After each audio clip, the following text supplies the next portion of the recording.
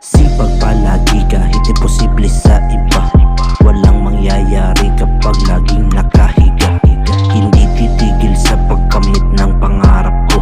Huwag pakinggan ang taong negatibo.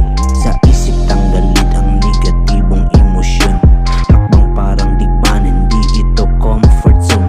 Huwag kang maging iyakin parang bata na pikon. Pangarap ito tuloy, wala na munang bakasyon. Madaming nagsasabing ako daw ay tamad, walang mararating, paniguradong pamilya ay wasak. Wala daw pag-asang pangarap ko'y matutupad, as habang sila'y nagsasalita humahalak. Ha, I don't